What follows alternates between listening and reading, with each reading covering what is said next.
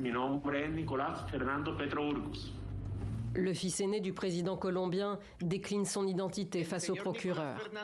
Aux côtés de son ex-femme, il a décidé de passer aux aveux. Il a bien touché illégalement beaucoup d'argent. Une partie de cet argent, avec lequel M. Nicolás Fernando Petro Burgos a augmenté de manière injustifiée son patrimoine, a été versée dans ses coffres. Et une autre partie a été investie dans la campagne présidentielle de 2022, au cours de laquelle M. le président Gustavo Petro Urrego a été élu.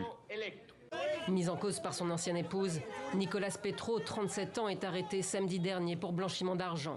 Après avoir d'abord nié ces accusations, l'ancien député reconnaît désormais avoir reçu une importante somme de la part d'un certain Marlboro Man, un célèbre narcotrafiquant qui a purgé 18 ans de prison aux États-Unis. Selon le procureur, près de 90 000 € auraient été versés.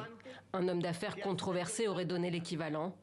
La promesse d'une réduction de peine aurait convaincu l'aîné des 6 enfants du président Petro de collaborer avec la justice, quitte à entacher l'image de son père. En déplacement dans le nord du pays, pour une rencontre avec des agriculteurs, le premier président de gauche de Colombie ne dément pas le financement illégal de sa campagne, mais nie en avoir eu connaissance. Ne vous inquiétez pas, le président de la République n'a jamais demandé à aucun de ses fils et ses filles de commettre un crime, ni pour gagner, ni pour financer des campagnes, ni pour quoi que ce soit lié au pouvoir. Et évidemment, si c'était vrai, ce président devrait partir aujourd'hui. À son arrivée au pouvoir, Gustavo Petro avait promis de mettre un terme aux vieilles pratiques de la politique colombienne.